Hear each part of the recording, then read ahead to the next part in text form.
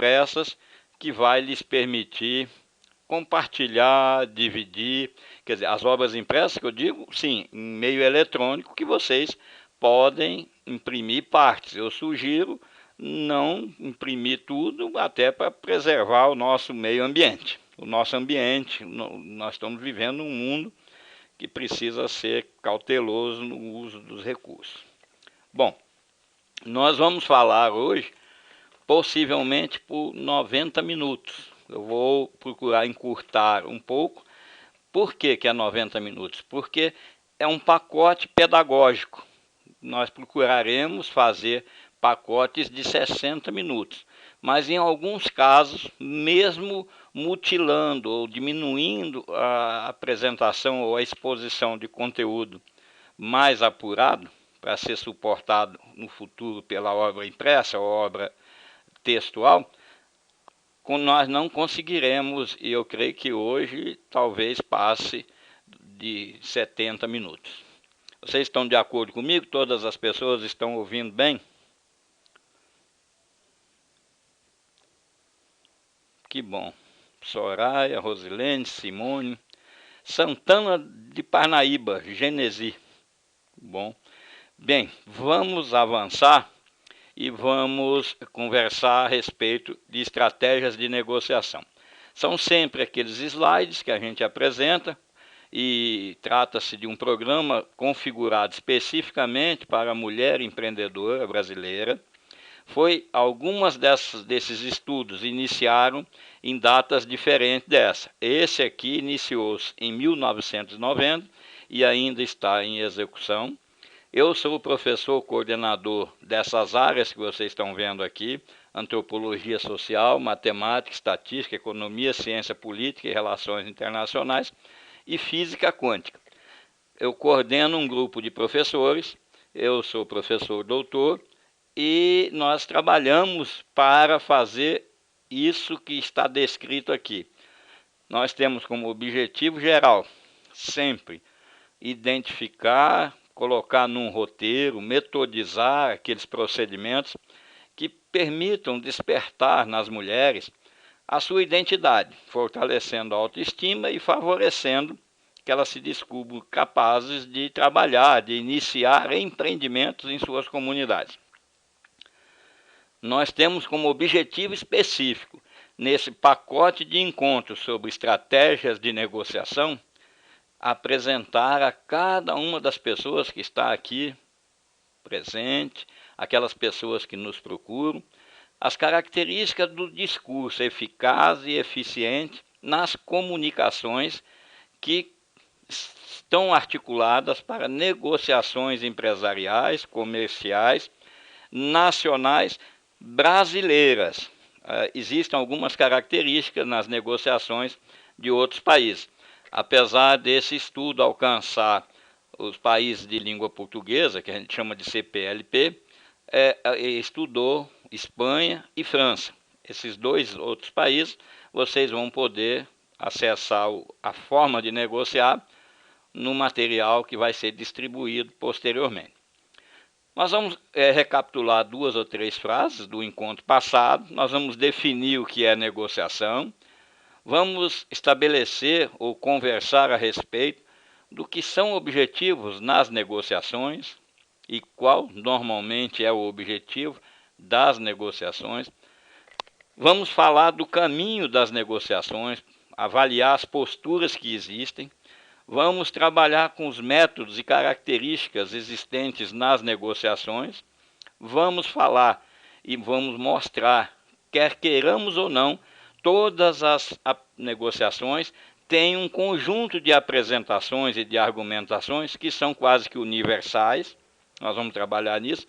E ao encerrar, vai ficar na tela um vídeo de encerramento bastante interessante e curioso.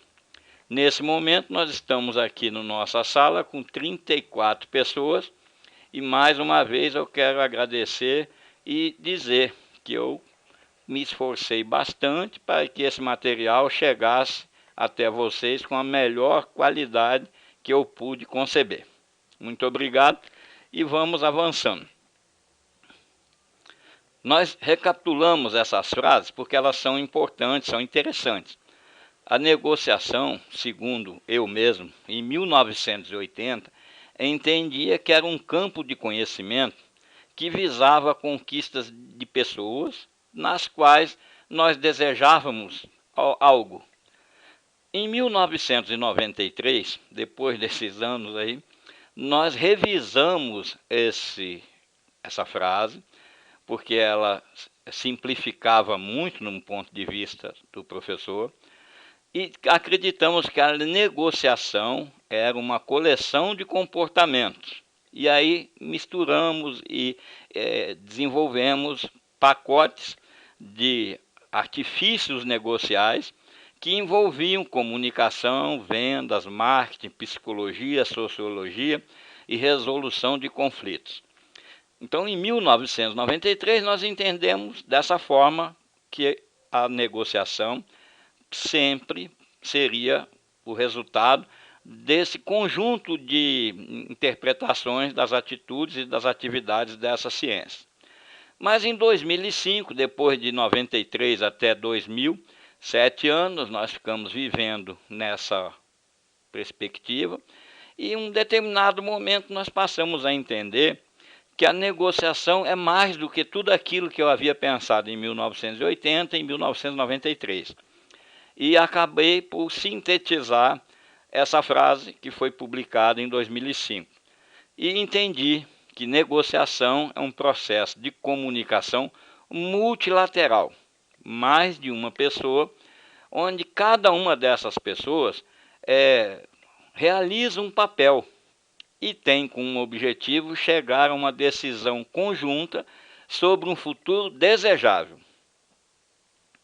Então, o que eu quero pedir para que a gente faça e tenha como objetivo, ao final dos 3 encontros que nós vamos fazer sobre estratégias de negociação, revisar esse contexto. Nós estamos em 2012 e, portanto, já tem alguns anos e o conceito pode ser melhorado. E eu sei que pode, porque eu venho observando a riqueza das habilidades das mulheres empreendedoras que estão aqui participando desse encontro e dos homens também com os quais eu tenho conversado ultimamente.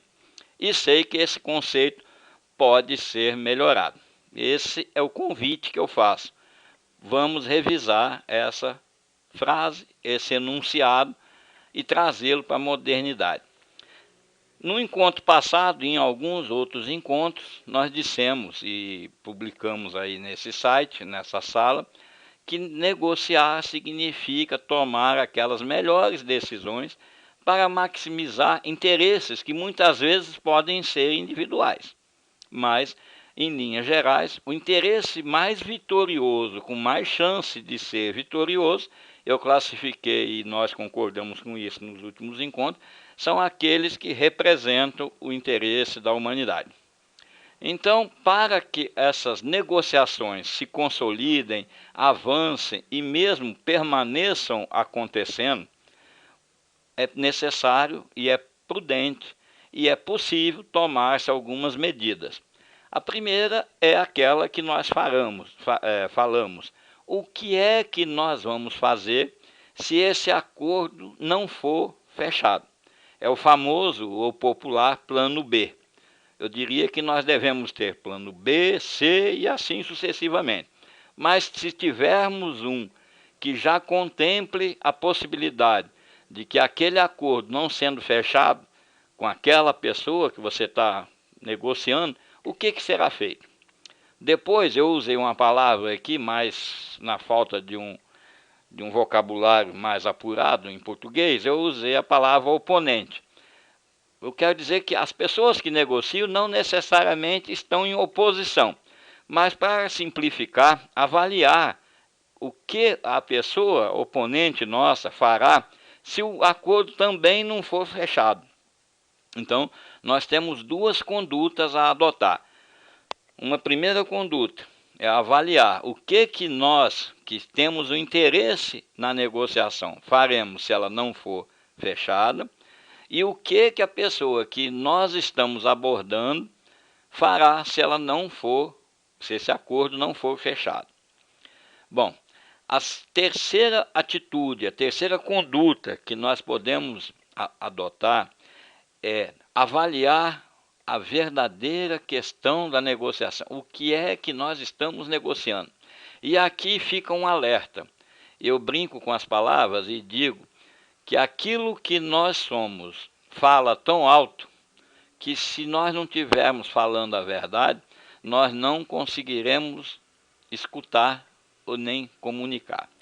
Traduzindo isso, é uma frase que eu escrevi há alguns anos, dizendo: aquilo que você é fala tão alto que eu não escuto o que você diz. Então, a questão da negociação, ela precisa ser de fato verdadeira. A argumentação que você faz tem que vir do coração. Caso contrário, você vai passar uma sensação que vai ser percebida. E a sensação de desagradável é aquela: não, você está falando, mas eu não acredito nisso. Bom, avaliar também qual a importância, o que realmente é importante, cada aspecto da negociação.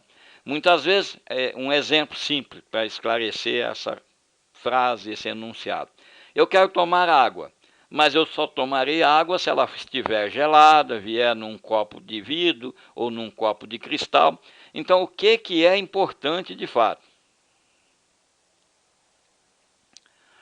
Então, avaliar o que é importante e expurgar aquilo que não agrega valor à questão negociável, ou negociando naquele momento, que está negociando ali. E avaliar o que nós chamamos de área de barganha. Até quando, até onde nós queremos trocar, o que a gente vai ceder.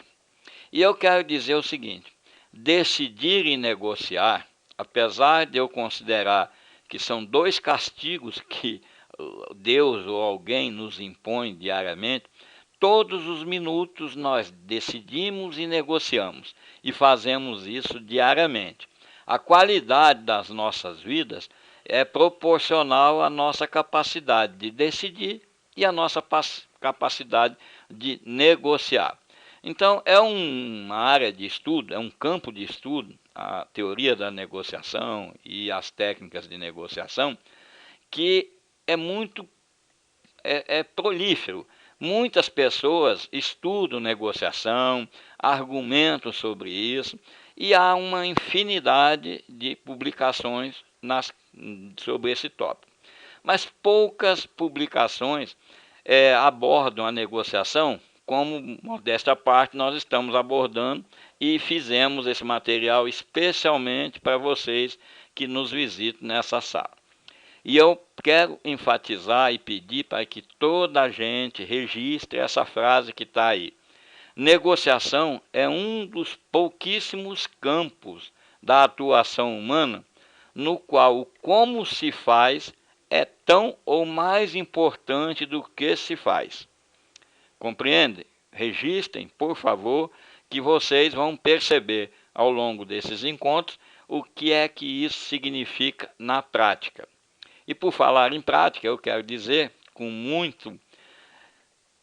muita ênfase: esse material foi preparado especificamente para mulheres.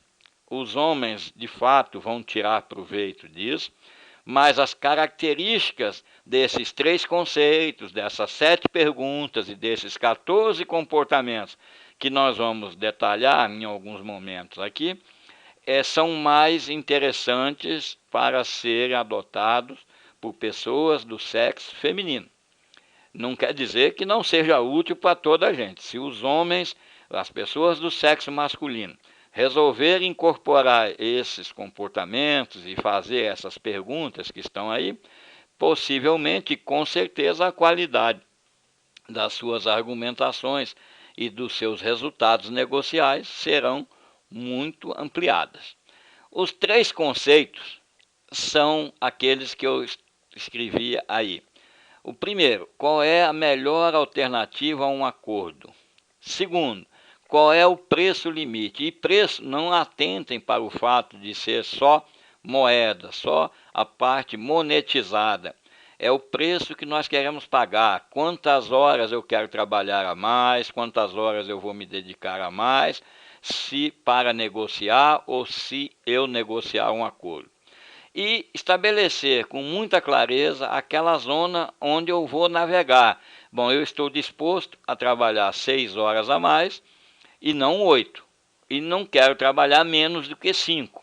Então eu fico entre 5 e 6 e 7, mas não vou chegar a 8. Essas outras questões que estão aqui, que são as 7 perguntas, nós vamos trabalhando pouco a pouco em alguns outros episódios, como esse de hoje, em alguns outros encontros, nós vamos detalhar mais. Mas os 14 comportamentos, porque é importante, muitas vezes a gente quer resultado mais imediato, são esses que nós detalhamos aí nesse quadro. Nós temos alguns estilos e temos alguns comportamentos e as suas respectivas finalidades. Aqui não se está falando e não se está dando mais ou menos importância, maior ou menor importância a um comportamento frente ao outro. Nós estamos dizendo que 14 comportamentos estão presentes nas negociações entre homens e homens, entre mulheres e mulheres, entre homens e mulheres, enfim, todas as negociações, que, quando se trata de negociar aspectos comerciais, elas têm essas características que estão aí.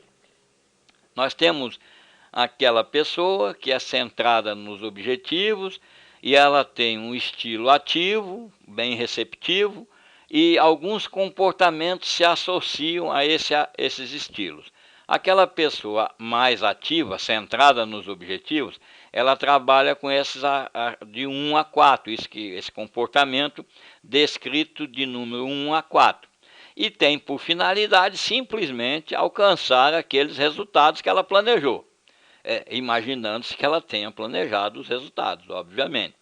Então, a pessoa mais receptiva, ela pensa sempre em atender os objetivos de ambas as partes. Então, ela tem essa conduta que vai de 5 a 8. Aquelas pessoas centradas na gestão da relação, elas fazem e adotam os procedimentos trabalhados ou descritos de 9 a 11.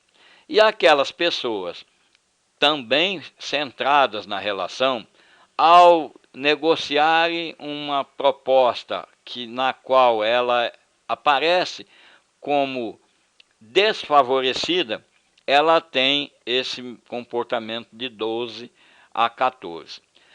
Não se trata aqui de dizer quando se adota um ou quando se adota um outro comportamento. O que se trata aqui é de mostrar e de apresentar que esses comportamentos estão presentes nas negociações de toda a gente. Arícia, Ângela, nomes diferentes que eu não havia encontrado ainda aqui, ou pelo menos não me recordei deles. A Arícia é de Campinas, eu consigo ver, Arícia, porque tem um artifício aqui, tem uma tecnologia que a gente sabe de onde vocês estão navegando. Temos a Soraya aqui de Salvador. Poxa vida, fico muito honrado e feliz com vocês me permitirem falar num domingo. Muito bom. A responsabilidade é grande, né? Bom, eu quero avançar aqui dizendo o seguinte. Nós temos algumas posturas de negociação, que são aquelas populares que nós ouvimos dizer, ganha, perde, ganha, ganha. Existem, gente, na teoria... Giovana, tá sim, Giovana, seu nome está aparecendo. Nós temos nas posturas de negociação algumas questões populares. Nós dissemos, não, fulano ganha-ganha, a teoria do ganha-ganha, nenhuma negociação não pode avançar se não for boa para todas as partes. Então, o que eu vou falar com a gente e para vocês, e nós vamos procurar na medida do possível, e na medida do alcance das tecnologias, explorar ao máximo, são essas posturas tradicionais. Observem e vamos acompanhar. Existe uma postura chamada ganha-perde, que a pessoa que está negociando, ela está interessada apenas na satisfação daqueles interesses próprios, daquilo que representa danos para o outro. Ou seja, na teoria econômica tem a teoria dos jogos. Eu gosto muito de trabalhar essa teoria.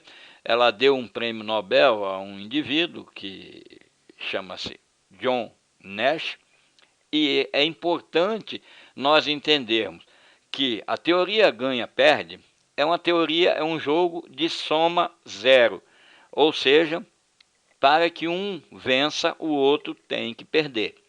E aí nós temos aqui no Brasil uma cultura, uma conduta extravagante atribuída a um ex-jogador de futebol, que dizia que o importante era levar vantagem em tudo. Essa conduta marcou, para que vocês compreendam a importância de uma frase, a importância de uma postura, essa frase marcou o povo brasileiro até hoje em todos os cantos do mundo. Então, nós passamos a ser vistos, eu sei aí, Natasha, nós passamos a ser vistos, as pessoas brasileiras passaram a ser vistas como sendo aproveitadoras. Só o interesse próprio é o que conta. Apesar de nossa enquete, nossa investigação científica, encontrar um número grande de pessoas brasileiras que realmente pensam mais nos interesses próprios do que na coletividade, nós conseguimos também perceber que o Brasil tem pessoas que têm uma postura um pouco mais humana, vamos pensar assim. Na mesma conduta do postura ganha-perde, nós entendemos, e as pessoas que praticam essa conduta,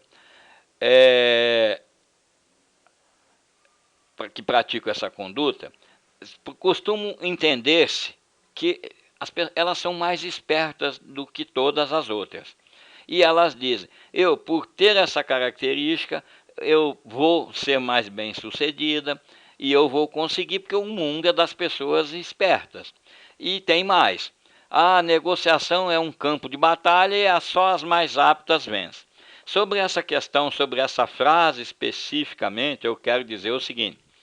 Existe um filme que posso disponibilizar para vocês aqui na sala, chamado Os Melhores da Classe. E existe um livro chamado O Gênio Egoísta, que foi a Bíblia, que foi a obra de empresas muito grandes no mundo. Todas essas duas obras, tanto o vídeo, o filme, que é um filme longo, quanto a obra, que é uma obra de leitura difícil, mas é interessante, trata especificamente da negociação. Os Melhores da Classe é um filme que trata do assunto Enron. É uma empresa de energia elétrica nos Estados Unidos, que saiu do 0 ao 1 milhão em poucos anos, foi a maior empresa do mundo e deixou de existir em pouco tempo. E ela, na verdade, tinha os executivos e as executivas mais bem posicionadas nas universidades. As pessoas que graduaram-se, que pós-graduaram-se, com as maiores notas, gerenciavam essa empresa. E nem assim a negociação e as habilidades dessas pessoas mudou o resultado final da empresa ao fim de algum tempo. Por quê? Atribui-se hoje, nossa investigação, nossas perguntas de investigação alcançaram alguns ex-executivos dessa empresa e até mesmo executivos da época em atividade.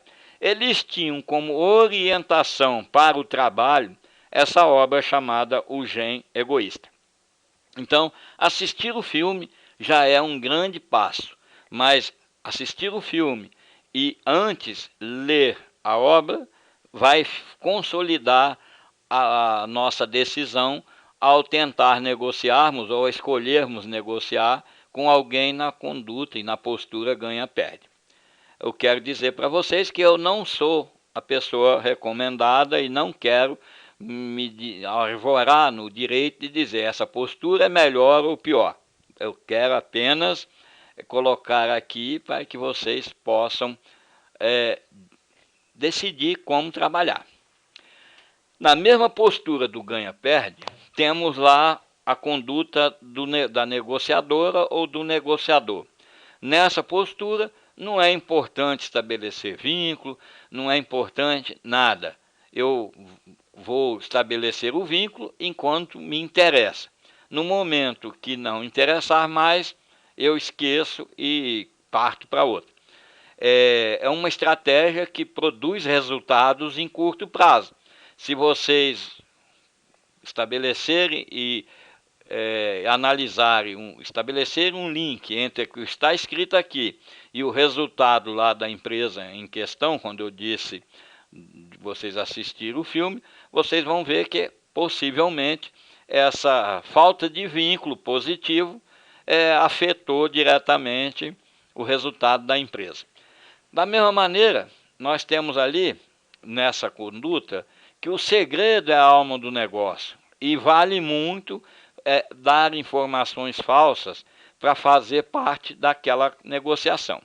Sobre isso aqui eu quero dizer para vocês que eu entrevistei uma pessoa no interior da Bahia, lá na terra como é que é? Quem é que é da Bahia aqui? Me fugiu. Mas tem uma pessoa da Bahia aqui, de Salvador. Eu estive em Feira de Santana, entrevistando uma pessoa que era muito popular na cidade, a Soraya. E essa pessoa tinha por hábito fazer informações falsas sobre o seu estoque para comprar mais quantidade por menor preço. E isso eu posso contar em outro momento, mas é uma curiosidade. Na época que eu visitei, eu fui lá, entrevistei essa pessoa e publiquei um artigo que está na internet, que o segredo do negócio é divulgar, né? Aliás, o sucesso do negócio está no divulgar. Se você divulga primeiro, ninguém vai te copiar, porque alguém já vai perceber que você já saiu na frente. Então, para exemplificar, nessa conduta do ganha-perde, o que vale é não ser pego. Muita gente pensa que assim vai conseguir prosperar ad eterno. Dentro dos negociadores, das pessoas que negociam, tem alguns estilos. As modalidades das pessoas na negociação ganha-perde, elas normalmente trabalham dois aspectos do comportamento humano. Um deles é o comportamento hostil. Então, a pessoa que trabalha com ganha-perde, para que eu ganhe, você perde, ela adota a postura, intimida, ela parte para a agressão, ela negocia com aspereza, e isso faz com que o resultado apareça por excesso de cansaço, né? Eu não quero me desgastar com aquela pessoa que está gritando no meu ouvido, então eu vou ceder e vou ficar mais sossegado. E aparentemente a pessoa que usa essa estratégia saiu vitoriosa, né? Mas não é isso que é o nosso caso. Nós precisamos, no meu ponto de vista, negociar argumentando, superando por meios válidos a questão que nós estamos tentando implantar.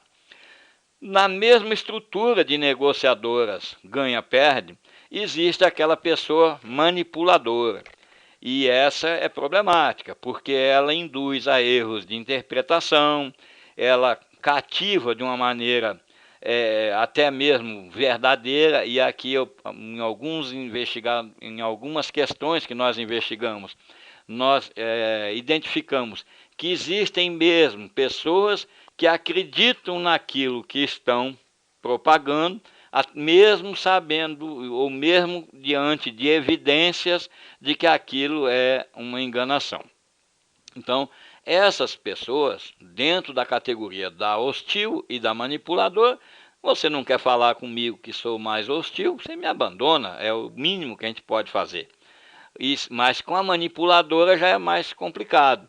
A pessoa tem uma tendência de ficar por perto, achar que aquilo ali não é má fé, na verdade é uma estratégia de negociação que pode nos induzir a erro e levar muito do nosso esforço, muito da nossa boa vontade e, para não dizer, levar ganhos monetizados significativos. Nós temos aqui uma postura ganha-ganha, que é aquela popular que a gente ouve aí, e essa postura parte do princípio de o que é bom para um tem que ser bom para dois.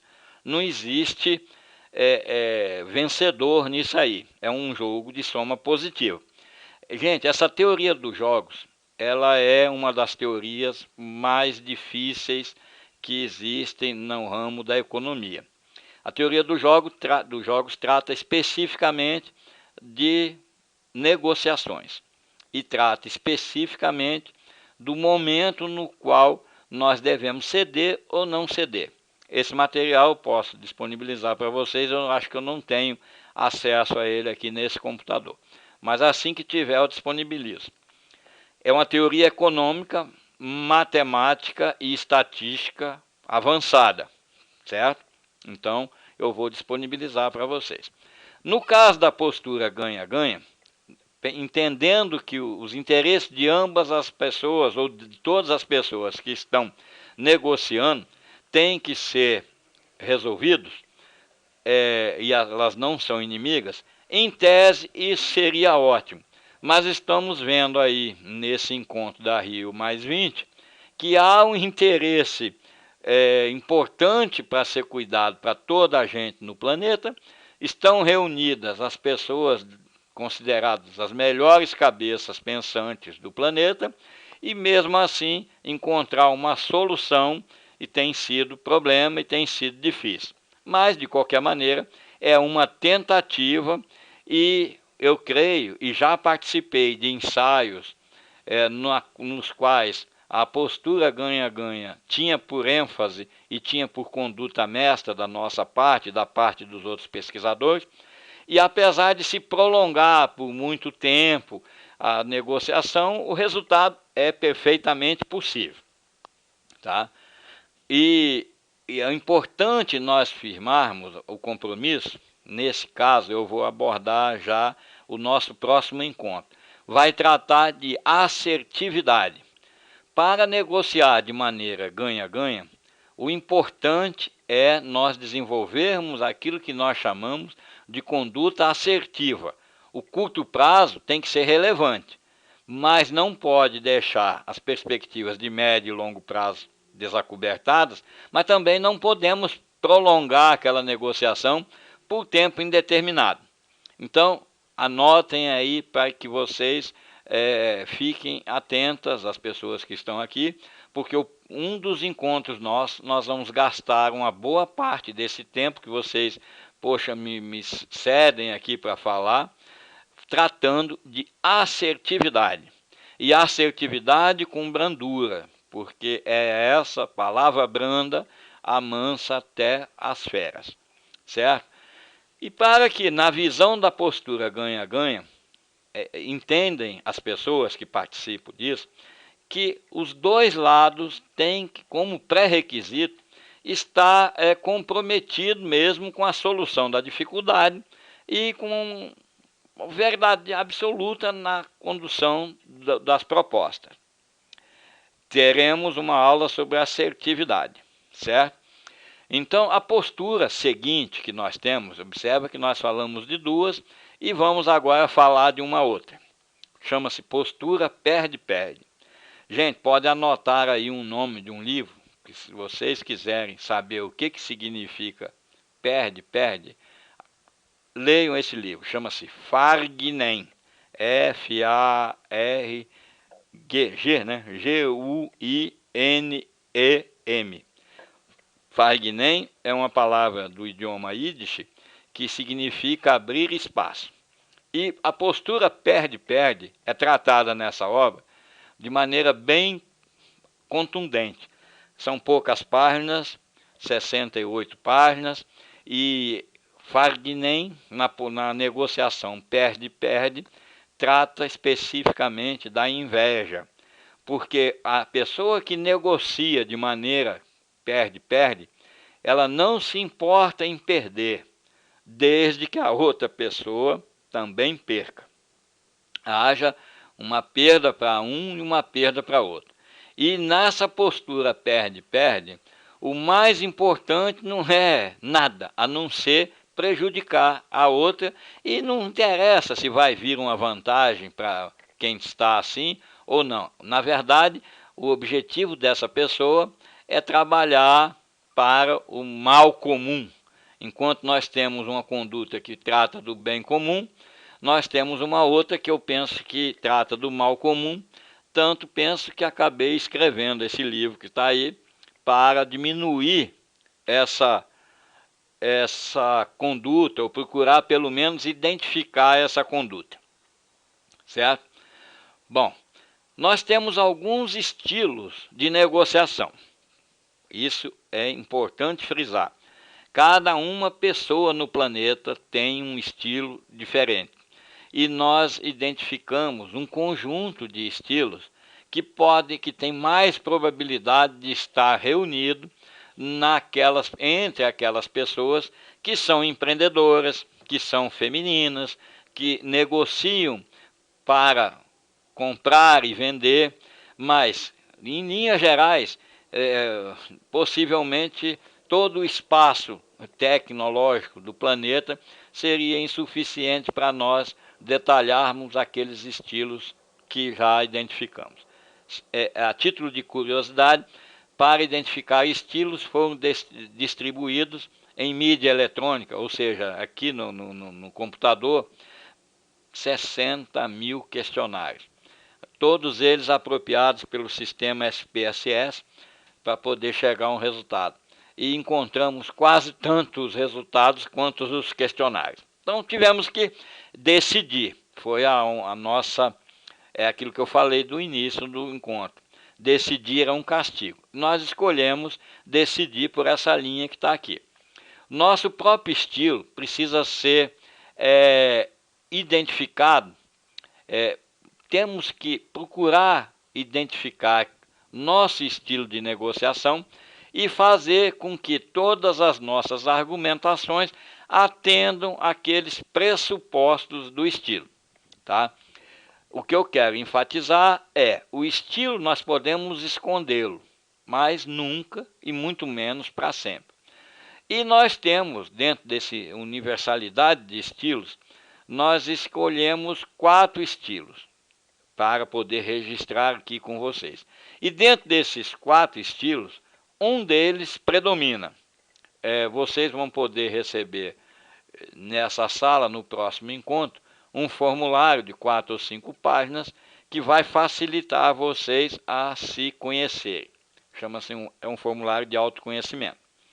Então, vocês conhecendo cada uma das suas características, conseguem com mais facilidade construir uma argumentação que atenda a essa situação específica. Você está vendo aqui 4 quadrantes. Nós vamos trabalhar hoje só os títulos desses quadrantes. Essa numeração que está aqui, parecendo um exame de vista, vai permanecer. Nós vamos trabalhar no último encontro. Até lá nós vamos falar que existem 4 estilos. Temos o estilo catalisador, o estilo apoiador, o controlador e o analítico. Apesar de nós termos identificado centenas de outros que poderiam formar quadrantes aqui ou subquadrantes, nós escolhemos trabalhar com esses 4 que estão aqui. E eu vou falar com vocês o máximo que puder, no mínimo de tempo que me resta aqui para terminar o dia de hoje. Vocês estão de acordo comigo? Posso continuar? Está todo mundo compreendendo? Tem alguma dúvida? Algo que possa ser feito? Posso continuar? Então vamos avançar. O estilo que nós vamos começar é o estilo chamado da negociadora, e aqui a palavra é feminina, catalisadora. Essa pessoa catalisadora, ela tem uma característica que ela é orientada para ideias. Eu vou deixar em aberto, no final dessa apresentação, o chat, vou zerar, e cada uma das pessoas que tiver dúvida, coloque ali a sua dúvida com o seu endereço eletrônico e eu vou fazer um atendimento personalizado para cada uma de vocês. Certo? Mas vamos avançar mais aqui nesse momento. A confiança, a clareza e a credibilidade é o foco dessa pessoa catalisadora. E normalmente, como é que nós identificamos essa pessoa na sociedade? Como é que eu vou saber, como é que eu vou me valer do meu conhecimento para negociar? Normalmente, a pessoa que é catalisadora, ela é vista sempre como criativa, empreendedora, entusiasmada, é uma pessoa persuasiva, muitas vezes exclusivista, superficial, e não é tão simples de lidar com ela. Por quê? Porque ela desenvolveu habilidades naturais. Se essa pessoa for treinada para ser catalisadora, ela vai ser uma negociadora difícil de ser vencida, se é que tem que se vencer numa negociação. Nós temos atores que eu quero dizer não artistas, mas atores, negociadores no Brasil que podem ser muito facilmente classificados como catalisadores, tá? Então, essas pessoas, orientadas pelas ideias, que têm clareza e credibilidade por muito tempo, ela é vista como criativa, empreendedora e tal, ela, para obter apoio, ela usa habilidades sociais, ideias novas e persuade. Por que ideias novas? Porque as ideias novas são de difícil comprovação. Então é mais fácil iniciar-se por um caminho diferente do que buscar uma melhoria naquilo ali, no caminho já existente. Mas essa pessoa, com esse conjunto de atitudes, ela valoriza cumprimentos recebidos e valoriza sobremaneira reconhecimentos. Não quero que vocês analisem que eu esteja falando aqui para pessoas que lidam ou trabalham na empresa que a maioria aqui trabalha, que é Mary Kay, que empreende ali. As palavras que estão aqui, cumprimentos, reconhecimentos, são porque é característica desse estilo pessoal de negociação e foi encontrada na investigação científica. Então, continuando aqui, essa pessoa catalisadora, ela tem uma situação muito importante, muito facilitadora da identificação. Ela, se for apertada, vamos pensar assim, se ela for pressionada, ela passa a falar mais alto, rápido e vai agitar-se e possivelmente vai explodir, certo? Então, se nós identificarmos, estivermos negociando com pessoas com aquelas características que nós falamos na apresentação no slide anterior, e ela, em determinado momento, ao ser provocada, ela tiver essa conduta, e ela declara ou então se coloca cada vez mais em cima da clareza, da credibilidade, é preciso ter um bom trabalho, uma estratégia de negociação diferente. Nós vamos ver lá na frente como é que se lida com essa pessoa. O que eu quero dizer é, se amanhã você se enquadrar ou se reconhecer como catalisadora, para melhorar ainda mais aquilo que é bom e reduzir um pouco daquilo que pode causar desconforto, o que a gente precisa é desenvolver autodisciplina e moderação. Essa recomendação, ela é resultado dessa investigação e a pessoa que a fez, a professora que a fez, trabalha com comportamento humano e tem credibilidade, além de ter habilitação para dar essa recomendação. Não é só minha. Bom, avançando aqui, nós temos um outro estilo que chama-se a pessoa apoiadora.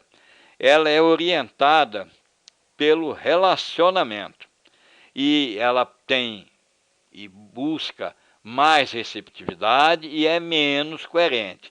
Ela é sempre vista como amável, compreensiva, perde tempo, mas tem outras características que nós precisamos ficar atentos e podemos ficar atentos. Ela busca obter apoio de que maneira? Fazendo amizade, trabalhando para o grupo. Muitas vezes se sacrificando para poder obter algum tipo de apoio no momento ou no futuro. Ela também valoriza muito a atenção que recebe. Muitas das pessoas com essa característica são fáceis e são agradáveis de se conviver, mas em algum momento aquilo que ela fala tão alto que a gente não vai escutar o que ela quer dizer. Então ela sabota, ela quando está sob pressão, ela finge concordar e depois não concordou em nada, ela possivelmente fica em cima do muro, é o popular ficar em cima do muro, e enfim, nesse aspecto, para corrigir esse comportamento, essa pessoa pode escolher fixar metas para si, procurar ser autodeterminada. Portanto, uma pessoa apoiadora, numa atividade empreendedora, independente, ela precisa e pode, para poder produzir mais, ser bem orientada nessa direção. Então, aqui nós temos diretoras que cuidam de equipes, as diretoras que cuidam de equipe, as pessoas que têm filhos e filhas, que querem passar para frente boas mensagens e são relacionadas ou se relacionam com mais pessoas e tem essa característica de apoiadora, ela pode procurar fixar meta, ela pode fixar a autodeterminação e quem dirige essas pessoas pode contribuir fazendo isso, mas não fazendo da forma controladora que nós estamos vendo aqui. Gente, parece uma contradição. Ao mesmo tempo que eu digo aqui que a pessoa precisa de alguém para controlar, eu digo, mas não pode controlar tanto. É uma frase atribuída a um pensador da Idade Média, ele dizia assim, ele escreveu: nós temos que dar corda ao lobo, mas não podemos deixá-la audaciosa ao ponto de nos morder. Então é essa pessoa que precisa ser criada se ela não existir. A controladora, ela tem que ter corda, mas ela precisa de algo, de alguma estrutura, ou dela mesma, ou de um sistema que impeça que ela vá morder alguém. Morder no bom sentido, né?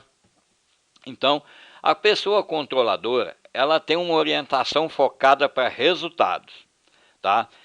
Ela é muito coerente, ela valoriza os horários, ela é exigente, é isso, é aquilo, mas é muito pouca receptiva, muito pouco de receptividade essa pessoa carrega e nos permite trabalhar com ela.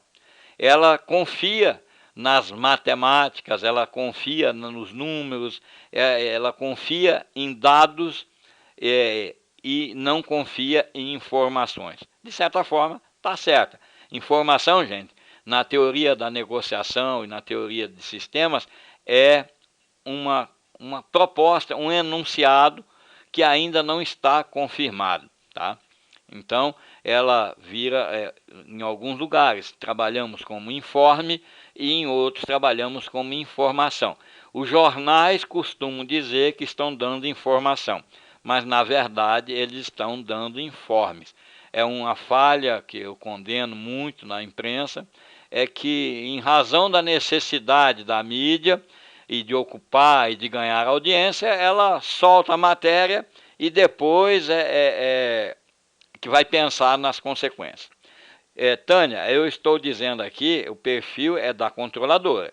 Ela é orientada para resultados, ela tem uma coerência muito grande naquilo que faz, mas isso prejudica a receptividade. Se ela conseguisse equilibrar isso, ela vai ser uma pessoa destinada a indicar o futuro. Ela é sempre vista como decidida, eficiente, que assume alguns riscos, é exigente, é crítica, é impaciente. Essa pessoa dificilmente trabalhará num projeto de longo prazo. Ela quer tudo para ontem, ou no máximo para agora. Para amanhã já é tarde e é complicado. E o que ela usa para obter apoio? Ela confia na eficiência, no trabalho feito a tempo e a hora. Quem não conhece uma pessoa assim? Quantas pessoas assim, esse grupo que está aqui, que são 47, conhece? Todo mundo conhece alguém com essa característica? Respondam aí, por favor. Pois bem. É ótimo. Por que que a maioria, quando a gente faz essa pergunta, a maioria das pessoas conhece alguém desse jeito? Porque é o estilo mais fácil de ser identificado. Porque esse estilo é transparente. Ele tem todas as pessoas que adotam esse estilo são mais fáceis de serem percebidas. Então, não é porque é o que mais existe, é porque essa já tem características que nós percebemos com facilidade, tá? Então, qual é a grande dificuldade dessas pessoas que convivem com a gente e são controladoras? Quando elas estão sob tensão, elas ameaçam, elas impõem, elas tornam-se tirano. Eu digo sempre, e analisando o comportamento das crianças, as crianças, se conseguissem governar um país, seriam as maiores tiranas do planeta. Porque toda criança de 0, quando consegue se comunicar até os 2 anos de idade, ela é sempre controladora. Não existiu, não conseguimos identificar entre a idade que a pessoa consegue, uma criança consegue se manifestar, e mesmo mais cedo, não vou chegar tanto aqui porque não sei o público e a gente tá, mas crianças, elas são controladoras sempre, e elas tornam-se tiranas com muita facilidade. Como é que uma pessoa controladora cresce?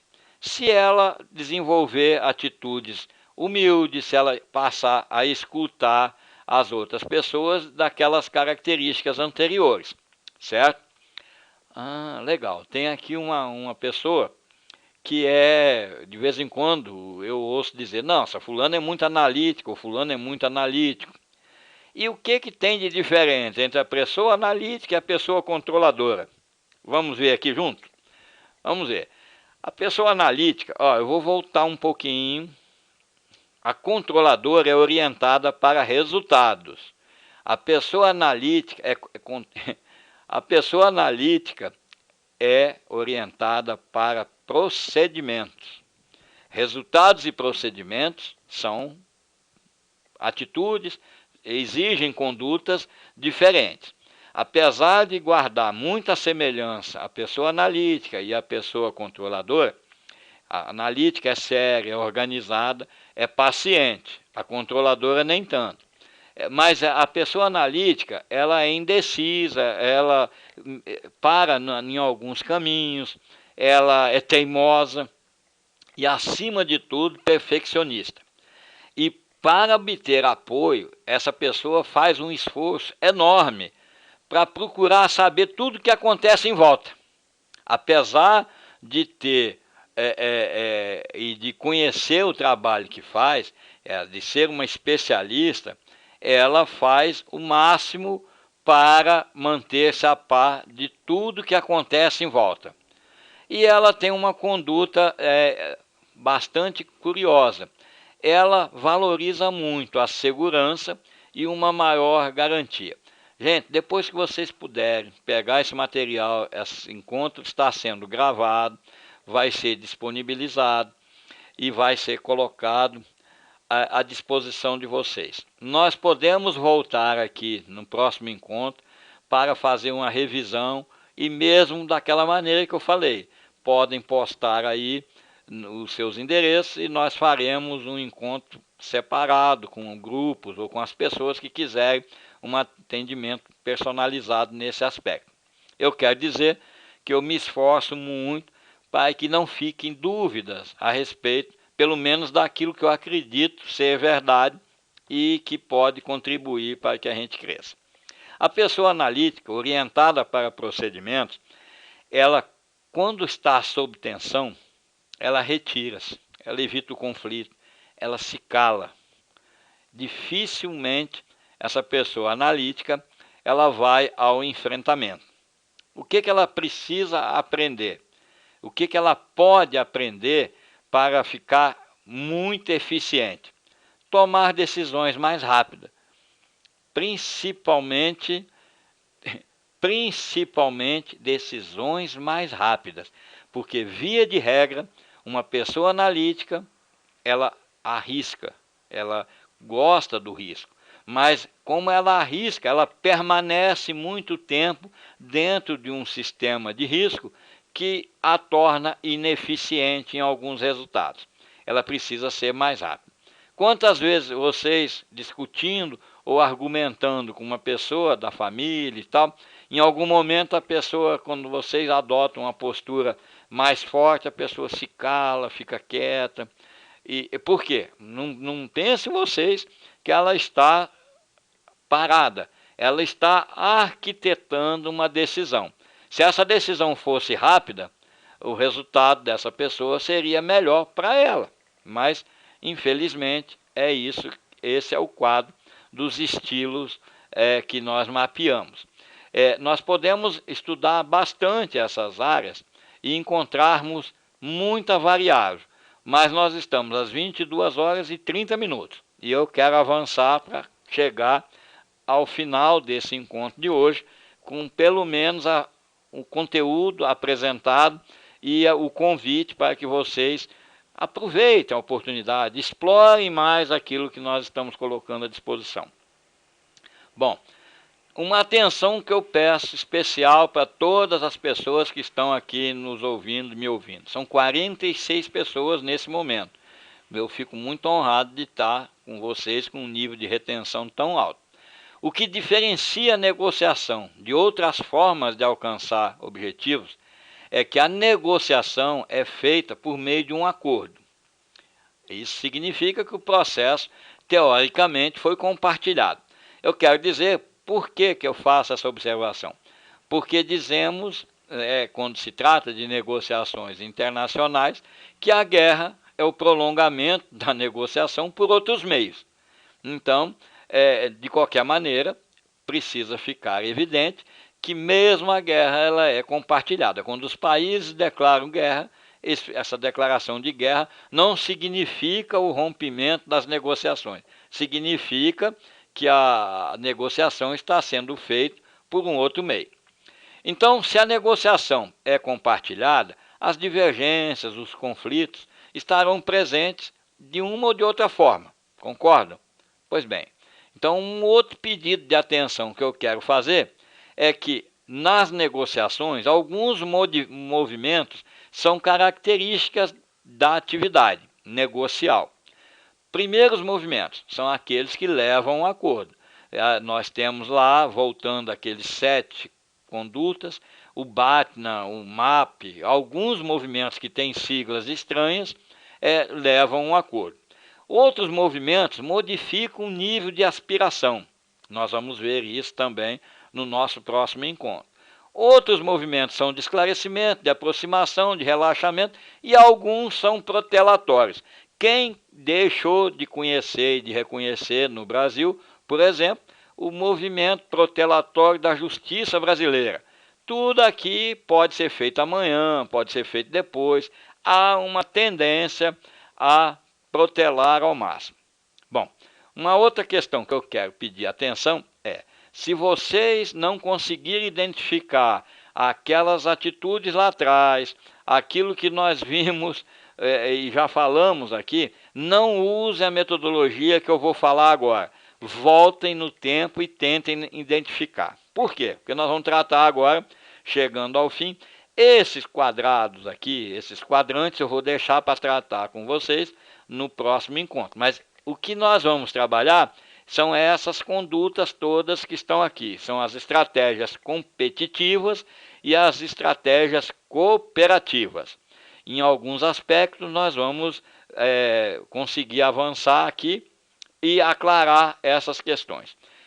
O que é importante? Vocês, mulheres, e as pessoas que vêm para cá, não estão aqui interessadas só na filosofia. Isso eu posso reconhecer e também me sinto bem instigado a dar alguma recomendação, alguma sugestão prática.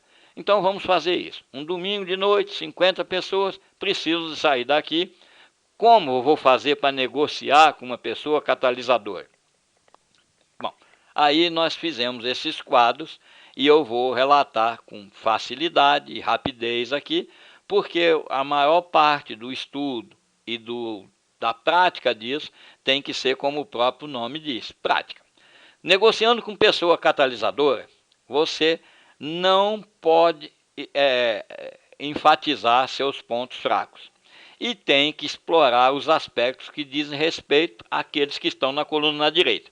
Não deve ir muito fundo nos problemas, as metas irrealistas não devem ser colocadas, vender demais a si mesmo também não vai ajudar, enfim, e observar que a pessoa catalisadora não deve ser tratada assim, porque ela tem e reconhece-se assim.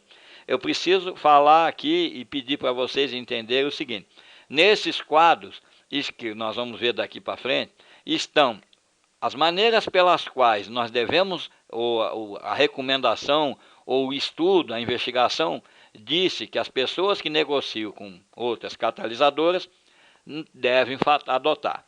Então, ao mesmo tempo que aqui está dizendo que negociando com a catalisadora se faz isso, por quê? Porque a catalisadora se vê assim e se reconhece com muita facilidade.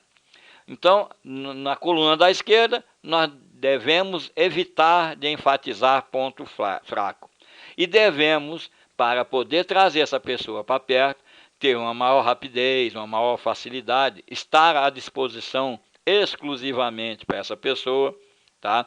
Trabalhar aquilo que é grande sem muito detalhe, porque é complicado, a pessoa catalisadora tem algumas restrições ao lidar com esses espaços muito amplos. Bom, a pessoa apoiadora, ela tem alguns pontos fracos e que você não deve trabalhar dessa forma para, como que eu diria, para reviver ou avivar aquilo ali. Não deve agradar demasiado, não deve ter dificuldades para dizer não, deve melhorar essa acuidade, essa assertividade. Essa pessoa que é apoiadora, ela é difícil de ser entendida pelas outras pessoas. Então, como é que você lida com isso? Busca sempre falar em termos de coletividade, porque se você falar em termos de eu, ela vai se perceber assim e vai ficar também com dificuldade de compreender o que nós queremos dizer. Não sei se está ficando mais claro, mais fácil de ler, mas o adiantado da hora está me obrigando a avançar com mais rapidez. Nós podemos voltar um pouco nisso aqui no próximo encontro e vocês mesmas e mesmo a pessoa, os homens que estão aí, peguem esse material e analisem e façam daquela maneira que eu coloquei antes. Digitem ali a dúvida, mandem um e-mail ou um meio de contato que a gente vai fazer o esclarecimento. As pessoas controladoras têm essas características e têm essa possibilidade de ser trabalhada. Nós podemos resolver e ajudar e contribuir, tirar o máximo de proveito dessas questões que nós estamos colocando. Negociando com a analítica, nós temos também essas mesmas condutas que estão aí, e eu quero voltar a dizer, aqui estão condutas que nós devemos ter e aquelas condutas que as pessoas caracterizadas como analítica já carregam consigo. Então, nós devemos sempre procurar tirar aquela situação dela para que ela não se reconhecendo na gente, ela saiba, esse cara está me enganando, essa pessoa está me enrolando. E qual é a argumentação que nós mais temos visto e participado ao longo da vida nas negociações? É a retórica clássica. Eu não sei se todas vocês receberam o livro de retórica que eu coloquei à disposição, mas ele está aqui na sala, eu posso passar para vocês.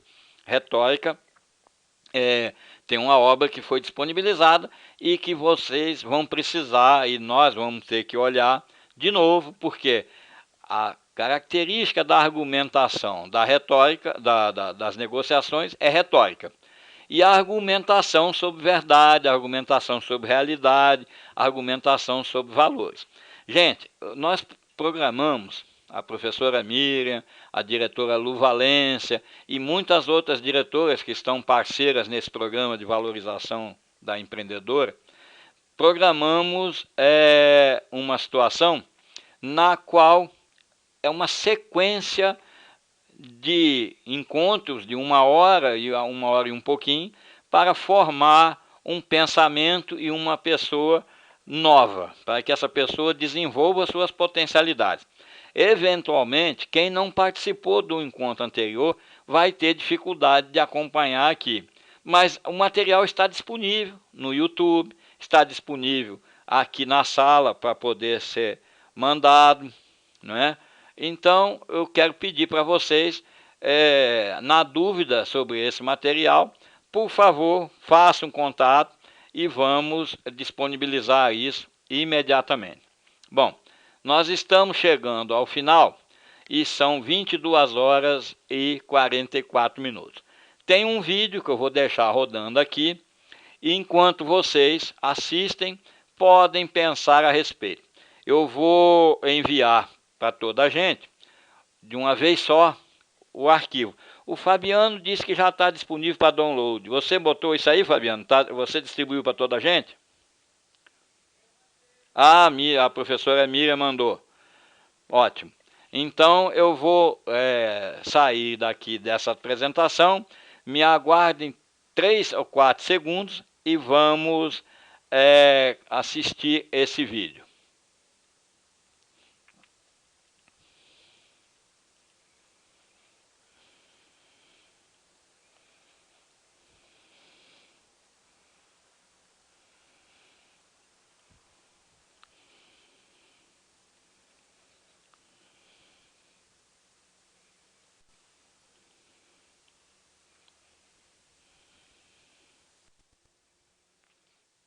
Vocês percebam que esse vídeo foi financiado, eu creio que é o mesmo, deixa eu ver. If I don't listen to the talk of the town, then maybe I can fool myself, I'll get over you. Uma linda mulher.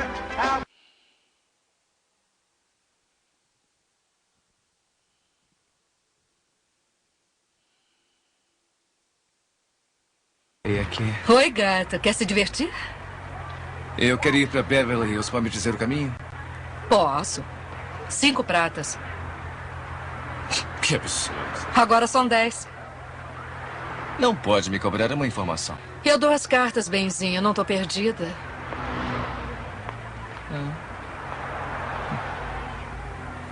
Tá legal. Tudo bem. Você venceu. Eu me rendo. Tem troco para 20, hein?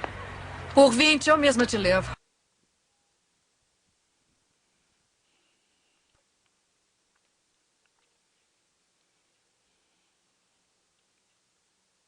Então, quanto você tira atualmente? Pronto. Não cobro menos de $100. $100 por noite? Por hora. Por hora? Você ganha $100 por hora e tem um alfinete prendendo a porta? É brincadeira. Não brinco com dinheiro. Nem eu.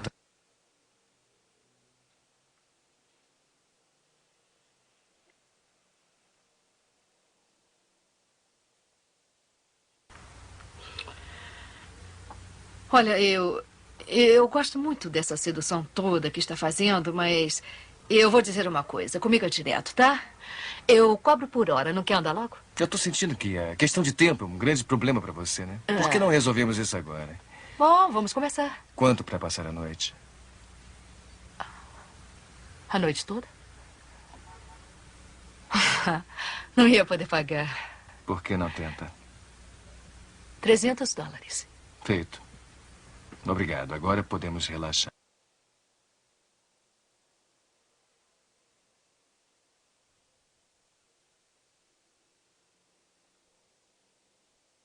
Vivian, eu tenho uma proposta de negócio pra você. O que você quer? Vou ficar na cidade até domingo. Eu gostaria que ficasse a semana comigo. Sério? É sério. Eu quero contratá-la como minha funcionária. Será que poderia ficar essa semana comigo? Eu pago para que fique à minha disposição. Olha, eu adoraria ficar à sua disposição, mas você é rico, bonitão, poderia ter qualquer garota de graça. Eu quero uma profissional. Não quero ter problemas românticos essa semana. Se está pensando em 24 horas por dia, vai custar caro. Ah, claro. Muito bem, vamos lá. Me dê um valor aproximado. Quanto? 6 noites inteiras, dias também. 4.000. 6 noites a 300 são 1.800. Quero os dias também. 2.000. 3.000. Fechado. Eu teria ficado por 2.000. Eu teria pago 4.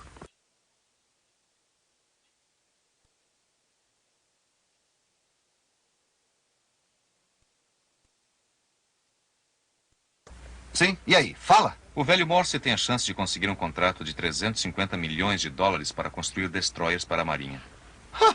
Contrato naval? Eu não acredito nisso. Eu pensei que eles não estavam nessa concorrência. Pensei que não estavam. Mas se isso for verdade, pode ser mais caro para nós. As ações podem ter uma... Não me diga, Sherlock. Eu acho que temos sorte de conseguir essa informação agora, senhor. Nós ainda podemos desistir. Desistir? Esquece, homem. Passamos muito tempo trabalhando nisso. Ninguém vai desistir de nada. Felipe, eu acho que ele tem razão. Escuta aqui, eu não quero ouvir mais nada. Relaxem. Quem no Senado é ligado ao Comitê Orçamentário? Senador Adams. Muito bem, o senador Adams. Vamos saber onde ele está. A Marinha não vai gastar 350 milhões de dólares em alguma coisa sem antes passar por este comitê.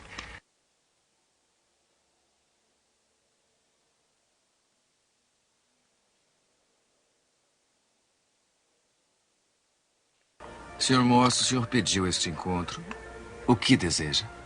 Deixe a minha companhia em paz. Eu não posso fazer isso. Eu tenho 10 milhões em ações. Eu posso comprar a sua carteira. O senhor tem dinheiro. Nós teremos um contrato para construir 10 destroyers. Não haverá um contrato. Este contrato foi enterrado pelo Comitê Orçamentário e vai continuar lá.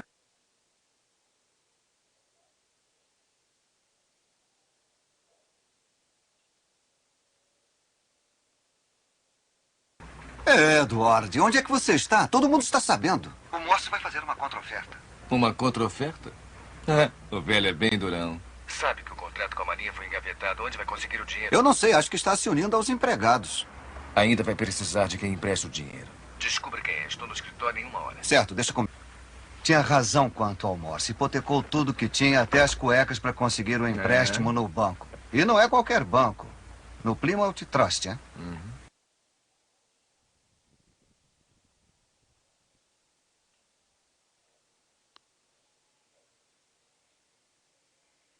Sr. Morse, eu acho que podemos fazer alguma coisa muito especial com a sua companhia. E quanto ao contrato com a Marinha? Não estão enterrados. Eu blefei um pouco. Você é muito bom nisso. Muito obrigado, é o meu trabalho. Então, podemos deixar os detalhes para os outros. Eu acho difícil dizer isso sem parecer condescendente, mas eu estou orgulhoso de você. Obrigado.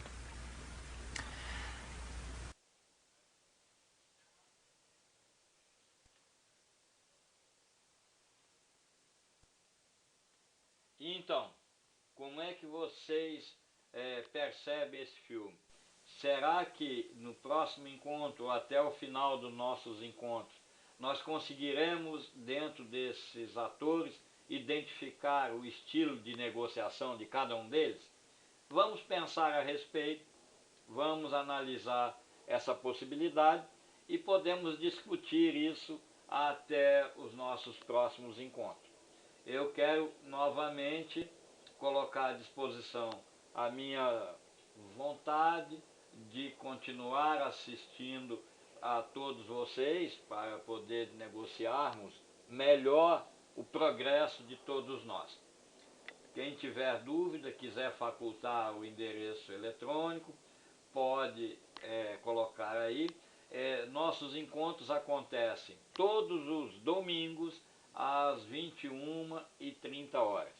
E eu me coloco à disposição de vocês dessa forma que foi dita anteriormente. Eu quero agradecer e pedir desculpas pelo adiantado da hora. Nós passamos 22 minutos. Normalmente não é isso que acontece. De agora em diante vai ficar no ar a programação da sala e enquanto a gente converte esse vídeo para ficar à disposição de vocês. Muito obrigado, boa noite para vocês e sucesso na semana que se inicia e sempre. Muito obrigado mesmo, sou muito grato por vocês terem me permitido conversar e falar. Um abraço, boa noite.